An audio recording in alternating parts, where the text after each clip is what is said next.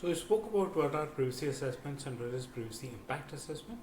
In this video, we are going to talk about some of the challenges that organizations encounter when they are trying to conduct privacy impact assessments in their systems. Welcome to my YouTube channel where you daily find new content on data privacy, and as I said, we are going to talk about some of the challenges that organizations have been finding while doing privacy impact assessments. What is privacy impact assessment?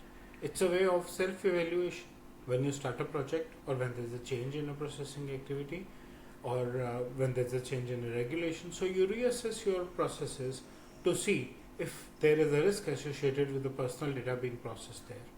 It should provide remedial actions, the mitigation plans, how can you minimize the risk, how can you minimize the impact of the risk.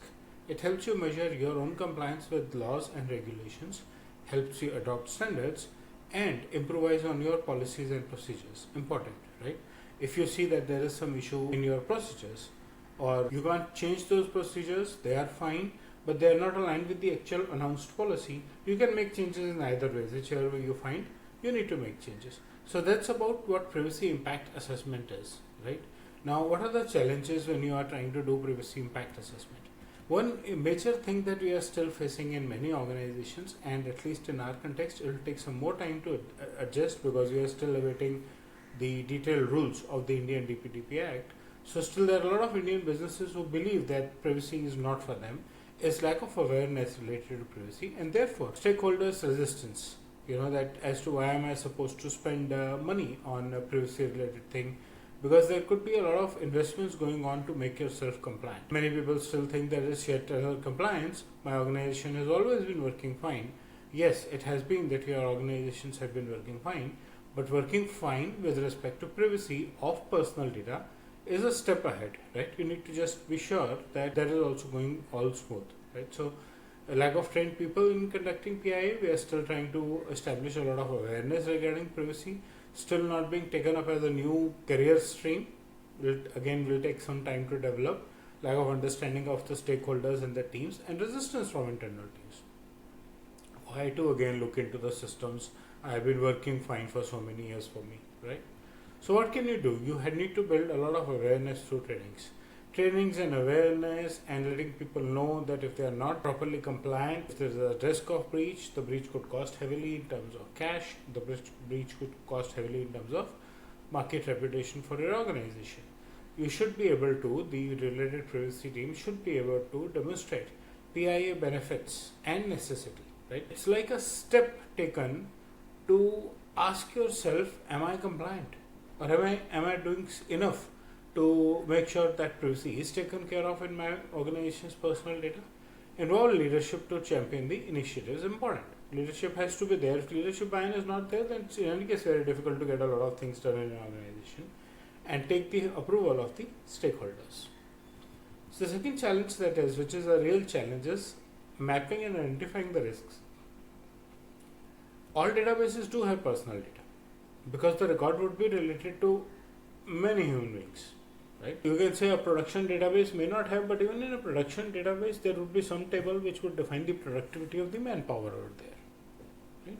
So now, how many number of hours did he work? Is it real or personal data worth scared of breach? No, but then his name would be there in that database. Along with his name, there would be some basic parameters like his employee ID, his department, and maybe a database linked to another table with his financial information, right? So for example, if that database otherwise talking of only production but is calculating the cost of production, right, then it would have, if not exact, but some near financial numbers of those workers, right? So it is becoming difficult to segregate and see how those small numbers inside are helping identifying resources, data sources, mapping their flow, and therefore some of the risks are hidden.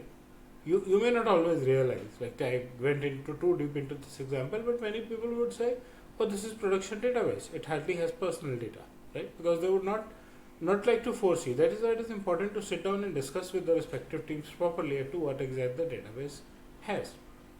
Solution, again, as I said, important to sit down and discuss with teams, do a cross-functional teams for mapping of data, like I've been giving this example earlier. Marketing gets some information, the customer gets converted, so sales has some information, which needs to now go to the finance and billing department for billing, and logistics for delivery, and implementation and service for deployment of the product and providing them post-sale service. So the entire chain would share information of a customer, and different people will talk to that customer. Someone might physically go, someone will use email, someone might use telephone, and his email ID and address would still be used by marketing for future products. His preference it would be used. So you need to know which all teams are involved here and how are they working with the particular customer database, right? You can use automated tools also. They are available now for data mapping. And it is important, looking at your own business, that you should create your own risk management framework and prioritize your risks. The next challenge is documentation and reporting. Our existing processes may not be well documented. Again, they may be well documented from their point of view, but are they well documented from personal data point of view? Very, very important. And therefore, there is an ineffective communication and you need to take care of. Standardize your data collection templates, reporting templates, ensure that the reports are actionable, right? Whatever report you make, there's a defined action against each point, and again you can have collaborative tools that you can use to streamline your reporting and follow-ups. And yet another challenge, lack of follow-ups, right? Lack of follow-ups and updates both. You are into one regulation, you still need to follow up what are the changes. If you are into multiple regulations, multiple countries, then you have a lot of things to follow up. Apart from the external regulations, follow from the teams. You guided, you recommended, you lay down a plan. Has that been executed? Are people working? So follow-ups within an organization. This is something which is a problem even with the general audits. I've seen many organizations who you'll have the same security recommendation coming up every year, right? So I get into these situations where you recommend some enhancement in the backup segment, and you end up recommending the same thing every year, right? So you should schedule periodic reviews, prepare a centralized dashboard, monitor it, prepare matrices, and make privacy assessments a part of the overall organizational governance and not an individual or a privacy only activity. Everyone is handling personal data. Everyone needs to be careful about it. So these are a few challenges along with suggested solutions in conducting privacy impact assessments. I hope you like the content of the video. Please press the bell and the like icon. Subscribe to my YouTube channel and share feedback in the comment section. Thank you.